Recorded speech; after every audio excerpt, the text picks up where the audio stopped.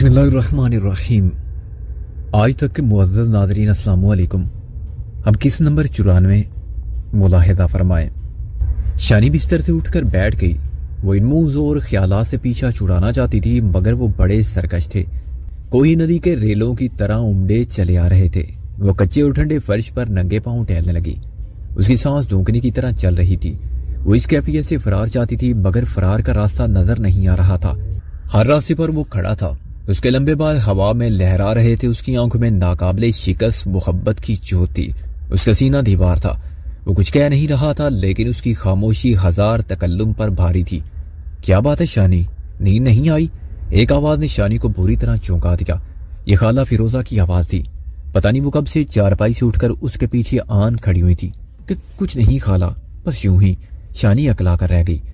खाला के सर पर मोटी ओढ़नी थी। वो सोई सोई आंखों से शानी को देखती रही, फिर एक गहरी सांस लेकर शानी के करीब चारपाई पर बैठ गई। चारपाई के नीचे रखी हुई लालटेन की मदम रोशनी बरामदे के कच्चे फर्श पर रेंग रही थी। खाला ने अजीब लहजे में शानी से पूछा, जहां तू गई थी वहां रुस्तम मिला था तुझे? क्यों खाला, आप क्यों पूछ रही हैं? खाला ने एक निगाह ताबिंदा पर डाली। वो बेखबर सो रही थी। घर के दीगर अफराद भी नींद की आगोश में थे। खाला ने ठहरे हुए लहजे में कहा, शानी जो कुछ हुआ है ये सब कुछ बहुत तकलीफ देने वाला है, तेरे लिए भी और हमारे लिए भी। लोग जब तेरा नाम रुस्तम के नाम के साथ लेते हैं, सच कहती हूँ हमारे दिलों पर छुरी चल जाती है। तेरे ताया मासूम की बीमारी की वजह भी यही है। उन्हें लोगों के बहुत से ताने सुनने पड़ते हैं। और तो और रंगवाली में भी बहुत से लोग ऐसे हैं जिनकी नजरों में अब हवेली की वो इज्जत नहीं रही। लेकिन खाला, मैंने ऐसा कोई काम नहीं किया जिसके लिए मुझे या मेरे बड़ों को शर्मिंदा होना पड़े। कठोली गांव के मेले में जो कुछ हुआ वही कुछ कम नहीं था शानी, लेकिन अब तो इससे भी बड़ा काम हुआ है। पुलिस वालों ने चौधरी उशाम को छुड़ाने के लिए तुझे रुस्तम की तरफ भेजना चाहा और तू फराटे भरती हुई चली गई। इस तरह तूने खुद ही ये बात मान ली कि रुस्तम के साथ तेरा नाता है। मुझे पता था खाला ये बात कही जाएगी, उसके बावजूद मैं वहां गई क्योंकि मेरे दिल में कोई शोर नहीं था। मैंने जो कुछ किया यहाँ के लोगों की भलाई के लिए किया, और आइंदा भी जो करूंगी इसीलिए करूंगी। रुस्तम कुछ लोगों की नजर में बहुत बुरा होगा, लेकिन कुछ लोगों की नजर में वो अच्छा है, और मैं भी उसे अच्छा समझने वालों में से हूँ। बाकी ये बात मैं पूरे यकीन से कह सकती हूँ खाला, मैं ऐसा कोई काम नहीं करूंगी जो खानदान की इज्जत को खराब करे। मैं कोई नासमझ बच्ची नहीं हूँ। दुनिया का बहुत गर्म सर देख लिया है मैंने। आप इस बारे में बेफिक्र रहें। किस तरह बेफिक्र रहें शानी?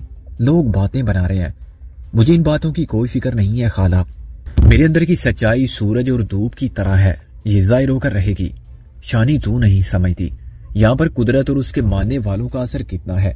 लोग उनकी बातों पर आंखें बंद करके यकीन करते हैं, और तेरे वाली बात तो सच है। तुझे पता नहीं कुदरत और उसकी बीवियां तेरे बारे में क्या कहती फिर रही हैं। मुझे इन बातों की परवाह नहीं है, मैं किसी से नहीं डरती हूँ। ये बात भी गलत है। दुनिया में बहुत से लोगों से डरना पड़ता है। अगर तू डरती नहीं थी तो दराज और बिलावल वगैरह के साथ चोरों की तरह क्यों चली गई थी? तुझे बताकर जाना चाहिए था। तेरे जाने के बाद मैं रंग वाली गई, वहां सभी तुझसे नाराज थे, और सबसे ज्यादा तेरी चची परवीन। रो रो कर उसका बुरा हाल था। वो दोबारा मिले तो उनसे कह देना खाला मेरे लिए अब ना रोए। अगर ज्यादा रोना आ जाए तो समझ ले कि मैं हवेली में लगने वाली आग में बची ही नहीं थी। ये कोई और लड़की है, उसकी कोई और दुनिया है। शानी ये कहना आसान है, खून की कशिश बड़ी जोर वाली होती है। अचानक ताबिंदा ने करवट बदली और गुनूदगी की हालत में उठकर इधर उधर देखने लगी। फिर उसके होंठों से कराती हुई आवाज निकली, जमशेद। जमशेद क्या हुआ? उसके साथ ही वो एकदम चारपाई से उठ खड़ी हुई। उसकी लंबी चोटी कमर के नीचे तक जा रही थी। नोब्याता जिस्म, अकेलेपन की तस्वीर नजर आता था। शानी जल्दी से ताबिंदा की तरफ चली गई। खाला फिरोजा ने लालटेन की लो ऊंची की। शानी ने ताबिंदा को दिलासा दिया और दोबारा चारपाई पर बिठा दिया। ताबिंदा कुछ देर बड़बड़ाती रही, फिर एक आ भरकर बिस्तर पर लेट गई। शानी ने उसके ऊपर खेस डाल दिया। खाला फिरोजा भी अपनी चारपाई पर जाकर लेट गई। शानी अपनी चारपाई पर आ गई। उसने करवट बदल कर अपना रुख ताबिंदा की तरफ कर लिया। कुछ देर बाद ताबिंदा दोबारा बोझल सांस लेने लगी। वो सो गई थी, ताहम नींद की हालत में भी उसके चेहरे पर गम की परछाइयां थी।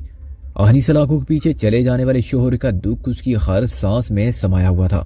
अचानक साथ वाले घर के एक हिस्से से कोई बच्चा जोर से रोया। रात के सन्नाटे में उसकी आवाज दूर तक गई। वो गालबन 6-7 साल का बच्चा था।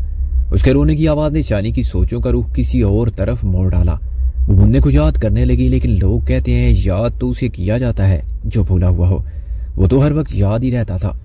रुस्तम और मुन्ना ये दो नाम ही थे जिनका ताल्लुक शानी के दिल की अथाह गहराइयों से था। वो तोतली जबान में उसे ताती कहने वाला अपनी मासूम आंखों से उसके दिल को छूने वाला कहाँ था, क्या कर रहा था, किस हाल में था। एकदम बेशुमार सवालात उसके जहन पर जलकार करने लगे। कल से खालू एजाज की जबानी मालूम हुआ था कि चौधरी बशीर से एहतियाब हो चुका है और अब अपनी लाहौर वाली कोठी में ही मुकीम है। मुन्ना भी उसके साथ था। मुन्ने के बारे में शानी ने कुरीद कर खालू एजाज और खाला फिरोजा वगैरह से पूछा था। उसे बस इतना ही मालूम हुआ था कि वो चौधरी के पास है और चौधरी कुछ दिन पहले उसे एबट आबाद में अपने बड़े भाई नदीम के पास ले गया था। वहां मुन्ना बीमार था और चौधरी बशीर को जल्दी वापस लाहौर आना पड़ा। शानी का दिल मुन्ने के लिए रोने लगा। अपने दिल पर इसका बस नहीं था। कभी कभी वो झुंझला कर सोचती थी वो क्या लगता था इसका, वो क्यों उसके लिए दीवानी थी। वो माँ की मोहब्बत से महरूम होने वाला दुनिया का पहला बच्चा तो नहीं है, ना ही वो पहला बच्चा है जिसे बाप की हकीकी शफकत नहीं मिली। फिर वो उसका ख्याल जहन से झटक क्यों नहीं देती। वह बहुत कोशिश करती थी लेकिन उसके नोखेज जिस्म के अंदर छुपी हुई हजारों लाखों साल पुरानी माँ इसकी कोई पेश चलने नहीं देती थी। मुन्ने को याद करते उसकी छाती में सनसनाहट होने लगती थी। इसका दिल चाहता था कि वो उसका चेहरा अपने सीधे से लगाकर खींच ले और उसके गिर्द अपनी बाहों का नाकाबिले शिकस्त से हिसार कायम कर दे, एक दायमी हिसार। ये 7वें 8वें रोज की बात है। रात का वक्त था, बूंदाबांदी हो रही थी। शानी घर पर मौजूद थी। जब से वो वापस आई थी घर से निकली नहीं थी। आरिफ कमवा, मास्टर अनीस और खालू एजाज भी शानी के साथ मौजूद थे। इतला थी कि डॉक्टर बहरोज 8-10 दिन में जोहराबाद वापस आ रहे हैं और हॉस्पिटल को नए सिरे से आबाद करने वाले हैं। वो अपने साथ डॉक्टरों की एक टीम भी यहाँ ला रहे हैं। उनके इरादे बड़े बुलंद हैं। ये पता चला कि डॉक्टर बहरोज शानी से मुलाकात के भी शदीद ख्वाहिशमंद है। जाहिर था कि वो अपनी रिहाई के लिए शानी के बहुत एहसानमंद थे। डॉक्टर बहरोज और डॉक्टर ज़ेबुन्निसा ने रिहाई के बाद चौधरी हुशाम वगैरह पर कोई दावा नहीं किया था। दरअसल ये सब कुछ उस मुआहदे का हिस्सा था जो चौधरी हुशाम और उसके बेटे की रिहाई के मौके पर किया गया था। इस हवाले से डॉक्टर मोहसिन की मौत भी अभी तक एक मुअम्मा थी। चौधरियों का कहना यही था कि उसे हवेली में सरसाम हो गया था और इसी वजह से उसकी मौत हुई। शानी आरिफ चौधरी एजाज में बात जारी थी जब बाबा दीना तेजी से अंदर दाखिल हुआ। उसे अपने दामाद चौधरी एजाज से मुखातिब होकर मखसूस लहजे में कहा, पुत्र जी, बाहर एक बंदा आया है। दी शानी से मिलना चाहता है। अपना नाम कैसर शाह बता रहा है। उसके साथ एक बच्चा भी है। कैसर शाह? शानी ने हैरत से जेरे लब दोहराया। क्या ख्याल है, उसको अंदर ले आऊं? बाबा दीना ने पूछा। नहीं चाचा, मैं खुद जाकर देखता हूँ, आरिफ कमवा ने कहा। करीबन 4-5 मिनट बाद आरिफ 2 अफराद के साथ अंदर दाखिल हुआ। शानी ने अपने सर पर ओढ़नी दुरुस्त कर ली। अंदर आने वालों में एक लंबा चौड़ा शख्स था। उसने शलवार कमीज पहन रखी थी। उसकी चादर उसके कंधों पर थी। उसके साथ एक बच्चा भी था। बारिश के सबब कुछ सर्दी हो गई थी। शायद इसी सर्दी से बचने के लिए बच्चे ने सूती चादर की बुक्कल मार रखी थी और इसी चादर को देहाती अंदाज में मुंह सर के गिर्द भी लपेट रखा था। चादर बारिश से गीली थी। अचानक शानी को एहसास हुआ कि नीले रंग की गीली चादर में लिपटा हुआ बच्चा बच्चा नहीं है। उसके साथ इसके जहन में झमाका सा हुआ। इसकी निगाहों के सामने डोले की शक्ल घूमी। आरिफ कमवा भी चौंकती हुई नजरों से बच्चे नुमा की तरफ देख रहा था। शानी को देखकर बच्चे नुमा ने अपने चेहरे से चादर हटा दी। वो डोला था। शानी उसे देखकर तंग रह गई। खालू एजाज, मास्टर अनीस वगैरह भी हैरान हुए, लेकिन उनकी हैरानी और शानी की हैरानी में फर्क था। शानी के ख्याल में तो डोले को इस वक्त मुल्तान में कोकब और सुंबल वगैरह के पास होना चाहिए था और शायद राजू को भी वहीं होना चाहिए था, मगर डोला हैरान कुन तौर पर यहाँ जोहराबाद में नमूदार हो गया था। शानी उठी और डोले को लेकर करीबी कमरे में आ गई। ताम उठने से पहले उसने खालू एजाज, आरिफ और अनीस को हिदायत कर दी थी कि मेहमानों की आमद के बारे में किसी को भनक नहीं पड़नी चाहिए। कमरे में पहुंचकर डोले ने बड़ी अकीदत से शानी को दोबारा सलाम किया। उसकी छोटी छोटी आंखों में जज्बात की नमी थी। वो अपने साथी का तारुफ कराते हुए बोला, बाजी जी, इसका नाम कैसर है। ये रिश्ते में मेरा भतीजा है लेकिन देखने में मेरा चाचा लगता है। कैसर ने सर झुकाकर दोबारा सलाम किया। वो एक सीधा साधा देहाती लगता था। डोले ने कहा, इसके साथ आने से मुझे बड़ा सहारा हुआ है जी, नहीं तो इस इलाके में किसी ने मुझे पहचान लेना था। इस वक्त कहाँ से आ रहे हो तुम? शानी ने अपनी हैरत दबाते हुए पूछा। जवाब देने से पहले डोले ने अपने लंबे तिरंगे भतीजे को इशारा किया तो वो बाहर चला गया। डोले ने गहरी सांस लेते हुए कहा, शायद आपको यकीन ना आए बाजी जी, मैं और कैसर इस वक्त सीधे मुल्तान से आ रहे हैं। गालमन डोला ठीक ही कह रहा था। उसके चेहरे पर लंबे सफर की थकान थी। शानी ने उसे नवाड़ी कुर्सी पर बैठने का इशारा किया और खुद भी बैठ गई। बाहर हल्की बारिश बदस्तूर जारी थी। हवा भी चल रही थी। शानी ने हाथ बढ़ाकर खिड़की अच्छी तरह बंद कर दी। फिर सरगोशी के अंदाज में बोली, छोटे चौधरी राजू से मुलाकात हुई तुम्हारी? हाँ बाजी, बड़ी लंबी चौड़ी बात हुई। चौधरी राजू ने मुझे वो सब कुछ बताया जो आपने उससे कहा था। मुझे पहले तो यकीन नहीं आया कि यही वो मुंडा है जिसे ढूंढने के लिए मैं कई महीनों से खज्जल खराब हो रहा हूँ, पर जब इसने आपका हवाला दिया और आपका छल्ला भी दिखाया तो मुझे कुछ यकीन आया। बहरहाल जी, ये सब तो 8-9 दिन पहले की बातें हैं। अब इस वक्त मेरे पास आपके लिए कुछ खास खबर है। डोले के छोटे चेहरे पर परेशानी की गहरी लकीरें थी। राजू तो खैर से है ना? शानी ने पूछा। हाँ बाजी, वो खैर से है, पर उसकी वजह से बहुत गड़बड़ हो गई है। मामला इतना खराब हो गया कि वहां मुल्तान में भी मेरी समझ में नहीं आया और मुझे मजबूर होकर यहाँ आपके पास आना पड़ा। आपको पता नहीं कितनी मुश्किलों से मैं यहाँ तक पहुंचा हूँ। हर घड़ी खतरा था कि कहीं चौधरियों का कोई बंदा मुझे पहचान ना ले। ऐसी क्या आफत आ पड़ी है? शानी ने धड़कते दिल के साथ पूछा। आफत ही समझे जी। डोले की आवाज भर्रा गई। अगर कोई छोटी मोटी बात होती तो मैं आपके पास आता ही क्यों? क्या पहेलियां ही बुझवाते रहोगे? कोकब की शादी हो रही है जी, बस 2-3 हफ्ते के अंदर। किसके साथ? जिसके साथ कोकब की मंगनी उसके माँ प्यू ने की है।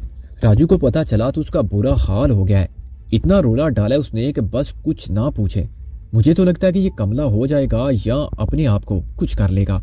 शानी ने अपनी धड़कनों पर काबू पाते हुए कहा। डोले, मुझे शुरू से बताओ, इस तरह कुछ समझ में नहीं आएगा। डोले ने अपनी आंखों से नमी साफ करते हुए कहा। यह पिछले हफ्ते की बात है जी। सुबह अंधेरे छोटे चौधरी राजू ने मुझे अपने साथ लिया और चल पड़ा। पहले हम गुजरांवाला पहुंचे, वहां से लाहौर में कुछ देर रुकने के बाद हमारा सफर फिर शुरू हो गया। करीबन 7 घंटे के सफर के बाद हम अगले रोज सुबह सवेरे मुल्तान पहुंच गए। हमने रास्ते ही में ये प्रोग्राम बनाया कि पहले मैं अकेला जाऊंगा और कोकब के अब्बा जी से मिलूंगा। कोकब और सुंबल के अब्बा जी को मैं सैफ चाचा कहता हूँ। मैं उनकी करियाने की दुकान पर पहुंचा। वो मुझे देखकर हैरान रह गए। वो मुझे तकरीबन 6 महीने बाद देख रहे थे। उन्हें बड़ा शिकवा था कि मैं उन्हें बताए बगैर खामोशी से चला गया। वो मेरे बारे में बहुत परेशान थे। मैं उन्हें कैसे बताता कि मैं उनकी बेटी ही की खुशी ढूंढने निकला हुआ था, लेकिन शायद मुझे कुछ ज्यादा ही देर हो गई। बोलते बोलते डोले की आवाज भर्रा गई। वो चंद सेकंड तक खुद को संभालता रहा, फिर बोला। चाचा साहब से मुझे मालूम हुआ कि उन्होंने बड़ी और छोटी दोनों बेटियों के रिश्ते तय कर दिए हैं। कुछ दिन बाद दोनों की एक साथ ही रुखसती है। मैं हक्का बक्का रह गया। मैंने चाचा साहब से पूछा कि कोकी तो बीमार थी। उन्होंने बताया कि अब वो अच्छी है। मैं चाचा साहब के घर भी गया। वहां शादी की तैयारी जोरों शोर से जारी थी। मैंने कोकी को देखा। अंदाजा हुआ कि चाचा साहब ठीक नहीं कह रहे थे। कोकी अब भी बीमार ही नजर आती थी। मेरी समझ में कुछ नहीं आ रहा था कि अब क्या करूं। राजू को मैंने बड़े डाक खाने के करीब एक होटल में ठहरा दिया। मैं राजू के पास पहुंचा। वो मेरा चेहरा देखकर ही समझ गया कि कुछ गड़बड़ है। मैं उसे ये सब कुछ नहीं बताना चाहता था, लेकिन छुपा भी नहीं सकता था। आखिर ये सोचकर मैंने राजू को सब कुछ बता दिया। अगर वो कोकी की इस शादी को रोकने के लिए कुछ हाथ पांव मार सकता है तो मारे। मुझे हरगिज पता नहीं था कि राजू इतना जोश दिखाएगा और ऐसी कम अकली की बात करेगा कि सब कुछ उलट पलट हो जाएगा। मैं चाहता था कि राजू किसी तरह कोकी और सुंबल से मिले और उन्हें बताया कि वो कोकी को ढूंढता हुआ यहाँ पहुंचा है, लेकिन वो कोकी और सुंबल से मिलने की बजाय उनके अब्बा जी के पास चला गया। उसने पहले तो उनके साथ आराम से बात की और उन्हें बताया कि वो और कोकी एक दूसरे से बहुत प्यार करते हैं और वो कोकी के बगैर नहीं रह सकता। लेकिन जब चाचा सैफ ने तेज से बात की तो राजू भी खत्ते से उखड़ गया। उसने भी चंद सख्त बातें की और चाचा सैफ से कहा कि वो ये शादी नहीं होने देगा। वो कोकी से मोहब्बत करता है और अगर कोकी की डोली उठी तो साथ में उसका जनाजा भी उठेगा। उसी रोज शाम के बाद पता नहीं किस तरह राजू ने एक बाग में कोकी से मुलाकात भी कर ली। इस मुलाकात का पता मुझे 2-3 दिन पहले ही चला है। इस मुलाकात में कोकी ने रोते हुए राजू को बताया कि इन दोनों के रास्ते हमेशा के लिए अलग हैं और इसकी शादी लाहौर के एक अमीर शख्स से हो रही है। इस शख्स की पहली बीवी फौत हो चुकी है। कोकी से मिलने और उसकी बातें सुनने के बाद राजू का मीटर कुछ और घूम गया। वो फिर चाचा सैफ से मिला। उसने चाचा को धमकी दी कि अगर उन्होंने ये शादी ना रोकी तो वो उनके घर के सामने अपने आप को कुछ कर डालेगा। चाचे ने कहा कि वो जो करना चाहे कर ले, लेकिन ये शादी अब नहीं रुकेगी। राजू अभी तक वहीं होटल डिलेक्स में है। वो बहुत बिपरा हुआ जी। मैंने उसे समझाने की बड़ी कोशिश की है, लेकिन वो कुछ भी नहीं समझता है। क्या कहा है तुमने? शानी ने पूछा। वही जी जो कहना चाहिए था। मैंने उसे समझाया कि मोहब्बत सिर्फ पा लेने का नाम नहीं है। किसी को खोकर भी तो सारी जिंदगी उससे मोहब्बत की जा सकती है। शायद तुम दोनों की किस्मत में मेल नहीं था। अगर होता तो हमें इतनी देर ना होती। हम 1.5-2 महीने पहले यहाँ पहुंच जाते। उस वक्त सब कुछ आसान हो सकता था, लेकिन अब जग हंसाई और बदनामी के सिवा कुछ हासिल नहीं होगा। कोकी ने भी उससे ऐसी बातें की थी, लेकिन वो किसी सूरत मानता नहीं। बल्कि मुझे तो लगता है जी कि मैं उसे जितना समझाता हूँ उतना ही हत्थे से उखड़ता है। अब वो अकेला ही है वहाँ? नहीं बाजी जी, उसका एक पुराना यार पेजा गुजर है। जब चंद महीने पहले राजू पाकपतन आया और आसपास के इलाके में कोकब को ढूंढता फिर रहा था, ये पेजा गुजर भी उसके साथ था। अब फिर राजू ने पेजा को वहां बुला लिया है। कोकब के घर के सामने एक वीडियो शॉप है। शॉप में बैठने वाले लड़के से राजू और पेजा ने यारी गांठ ली है। दोनों हर वक्त वहां बैठे रहते हैं। राजू ने चाचे सैफ को धमकी भी दी है कि अगर उसकी शादी इससे न हुई तो वो भगा कर ले जाएगा। चाचे सैफ ने जवाब में कुछ नहीं कहा। कहा है जी, बहुत कुछ कहा है। चाचा सैफ भी अब पहले की तरह कमजोर नहीं रहा है। उसने छोटी बेटी का रिश्ता ऊंची जगह किया है। मैंने आपको बताया है ना कि वो खाता पीता बंदा है और काफी रोब वाला भी है। उसके होते हुए चाची को ज्यादा परवाह नहीं है। मुझे डर है कि राजू किसी की बेवकूफी की वजह से कोई बड़ा मसला खड़ा ना कर दे। परसों रात 1 बजे के करीब मैंने एक जीप चाचे सैफ के घर के सामने खड़ी देखी थी। उस वक्त राजू पेजा वीडियो शॉप पर मौजूद थे। सवेरे मैंने होटल में जाकर राजू को बहुत समझाया, उसके सामने हाथ भी जोड़े, लेकिन वो कोई बात मानने को तैयार नहीं है। कहता है कि ये शादी नहीं होने देगा। रो रो कर उसकी आंखें सूजी हुई थी। लगता था कि आंखों में खून उतरा हुआ है। ढोले के लहजे में अनगिनत अंदेशे थे। लेकिन तुम यहाँ क्यों आ गए? तुम्हें हालात को संभालने की कोशिश करनी चाहिए थी। मैंने हर कोशिश करके देख लिया जी। अब कुछ समझ में नहीं आया तो आपके पास आ गया हूँ। मुझे बहुत डर लग रहा है बाजी। वहां किसी भी वक्त कुछ भी हो सकता है। शानी गहरी सांस लेकर रह गई। जब इसने राजू को यहाँ से रवाना किया तो इसे अंदेशा था कि ताऊ शाम की वजह से राजू और कोकब के मिलाप में सख्त रुकावटें पैदा होंगी। लेकिन यहाँ बिल्कुल मुख्तलिफ सूरत-ए-हाल पेश आई थी। ताऊ शाम से पहले खुद कोकब के घर वाले उसके मिलाप की राह में रुकावट बन गए थे, और रुकावट भी ऐसी थी जो सब कुछ खत्म कर रही थी। कोकब की मंगनी हो चुकी थी। सिर्फ चंद दिन बाद उसकी शादी थी।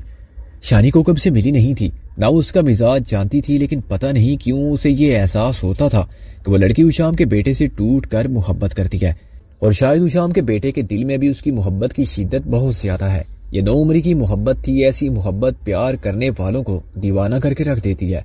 शानी खुद भी तो अपनी जिंदगी की ऐसी अनोखे मौसम से गुजर रही थी। वो कोकब और राजू की कैफियत को बड़ी अच्छी तरह महसूस कर सकती थी।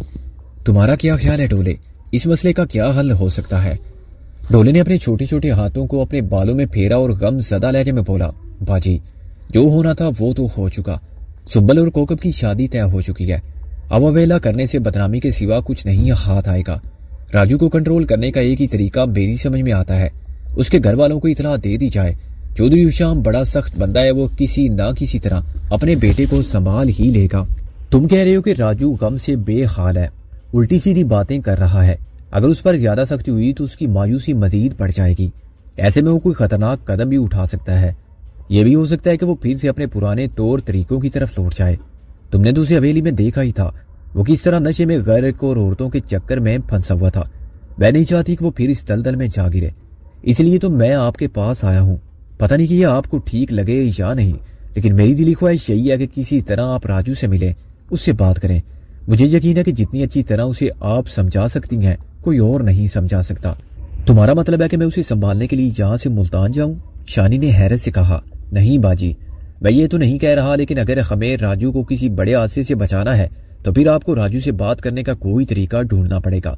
देखें, मुझ पर और आप पर ज्यादा जिम्मेदारी आती है। उसकी वजह यह है कि हमारी वजह ही से ये मामला आगे बढ़ा है। मैं गलत तो नहीं कह रहा हूँ बाजी? हाँ गया तो तुम ठीक ही रहे हो, लेकिन ये जो कुछ हुआ है बेखबरी में हुआ है। अगर मुझे पहले पता चल जाता कि कोकब की शादी 3-4 हफ्तों में होने वाली है तो मैं राजू को तुम्हारे और कोकब के बारे में क्यों बताती।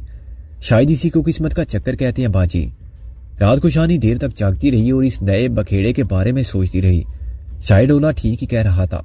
डोले और शानी पर इस मामले की बहुत ज्यादा जिम्मेदारी आयद होती थी। वही दोनों इस सोए हुए बसरे को फिर से जगाने वाले थे। अब ये मसला न सिर्फ जागा था बल्कि एकदम ही बहुत गंभीर हो गया था। डोले की तफसीली गुफ्तगू सुनने के बाद न जाने क्यों शानी के दिल से भी ये आवाज आने लगी थी कि अगर इस मामले को संभालने की कोशिश ना की गई तो फिर कुछ न कुछ हो जाएगा। दरअसल ये सारा मामला बुरी तरह बिगड़ चुका था। शानी की मालूमात के मुताबिक जब पाकपतन में 2-4 हफ्तों के अंदर कोकब और राजू का तूफानी इश्क परवान चढ़ा था तो सैफ ने राजू के साथ ज्यादा सख्ती नहीं की थी। तब सैफ ने राजू से कहा था कि अगर वो कोकब से वाकई शादी करना चाहता है तो फिर अपने माँ बाप को लाए और इस बारे में ढंग से बात करे। लेकिन जब राजू के बुजुर्ग इस मामले में आए तो एकदम सब कुछ तहस नहस हो गया था। चौधरी उशाम सोच भी नहीं सकता था कि करियाना फरोश सैफ जैसे किसी शख्स से अपना रिश्ता जोड़े। कोकब जैसी लड़की उसके बेटे की तन्हाई का खिलौना तो बन सकती थी, उसकी बीवी नहीं। वो तो अपने से किसी बड़े चौधरी के साथ नाता जोड़ना चाहता था। जिसकी बेटी मुरब्बों के हिसाब से जमीन अपने जहेज में लेकर आए और जिसको बहू बनाकर उशाम की पगड़ी का शमला मजीद चंद इंच ऊंचा हो जाए। वो करियाना फरोश की बेटी के लिए अपने बेटे की बात कैसे मान सकता था? उसने वही कुछ किया जो ऐसे मौकों पर हुशाम जैसे हट धर्म लोग करते हैं। वो अपने बेटे को म्याना में छोड़कर खामोशी से वापस पाक पतन आया। उसने सैफ को बुरी तरह डराया, धमकाया और कहा कि वो अपनी बेटी को लेकर कहीं रोपोश हो जाए, वरना बेटी की इज्जत और जान दोनों से हाथ धोने पड़ेंगे।